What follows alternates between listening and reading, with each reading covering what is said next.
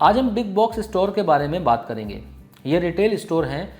कुछ दशक पहले ये सिर्फ किराने और दूसरी घरेलू चीज़ें बेचते थे, लेकिन आज इनमें कपड़े से लेकर इलेक्ट्रॉनिक गुड्स तक हर चीज़ उपलब्ध है। वॉलमार्ट और कॉस्टको स्टोर इसी के उदाहरण हैं। ये सुपर स्टोर थोक में चीज़ें खरीदते हैं या खुद मैन्युफैक्चरिंग करते हैं और आगे उन्हें ग्राहकों को बेचते हैं। इसी वजह से इनके प्रोडक्ट्स किसी स्थानीय दुकान की तुलना में सस्ते होते हैं।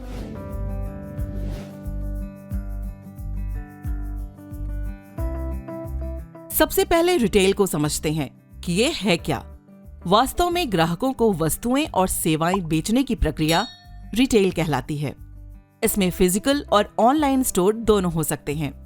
आसान शब्दों में कहें तो प्राचीन काल के यात्रा करने वाले व्यापारी से लेकर बड़े शॉपिंग मॉल, बड़े बॉक्स स्टोर और ई-कॉमर्स प्लेटफॉर्म तक सभी रिटेल के तहत आते हैं। अब से कुछ दशक पीछे देखें तो रिटेल मार्केट की एक चेन देखने को मिलती थी, जिसमें मैन्युफैक्चरिंग इंडस्ट्री के विभिन्न डिपो होते थे जो कई राज्यों में डीलर्स को सामान बेचते थे। उसके बाद ये डीलर होलसेलर को बल्क में अपना माल बेचते थे और ये होलसेलर आगे रिटेलर्स को प्रोडक्ट बेचते थे। ये साइकिल यूं ही चलता रहा।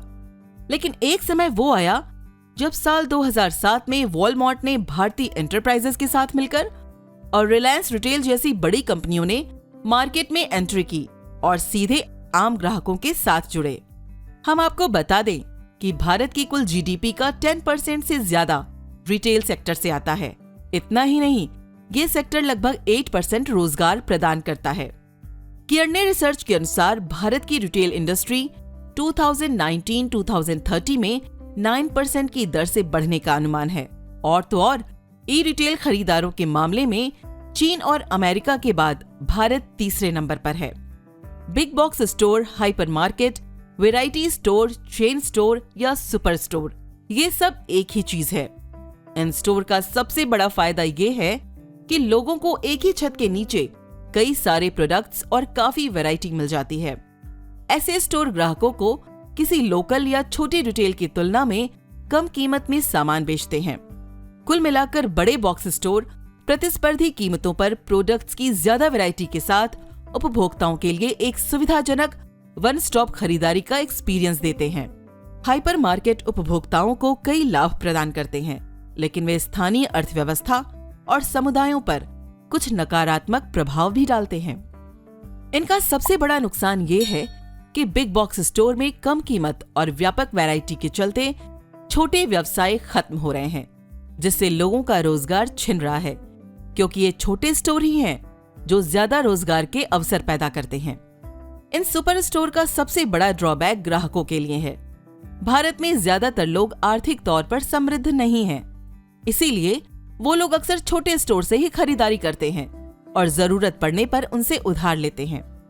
उदाहरण के लिए कोविड-19 महामारी के समय को ही याद करें तो इन छोटे स्टोर्स ने ही लोगों का साथ दिया था।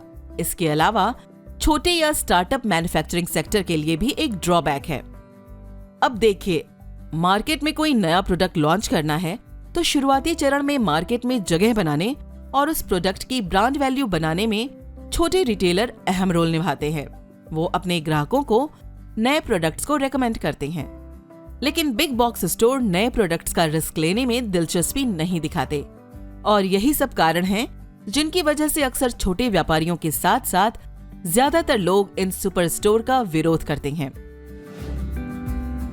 साल 2030 तक भारत तीसरी सबसे बड़ी कंजम्पशन इकोनॉमी होगी। छोटे रिटेलर अक्सर उचित सुरक्षा के बिना बाजार से पूरी तरह बाहर हो जाते हैं। इसलिए भारत सरकार को एक निष्पक्ष प्रतिस्पर्धा सुनिश्चित करने की जरूरत है, ताकि सभी व्यवसायों को उनके आकार की परवाह किए बिना सफल होने का समान अवसर मिल सके। अगर सरकार कोई नीति बनाती है तो छोटे व्यवसायों को ध्यान में रखकर बनाए, क्योंकि छोटे रिटेलर की रक्षा करके हम समग्र रूप से अर्थव्यवस्था को प्रोटेक्ट कर सकते हैं।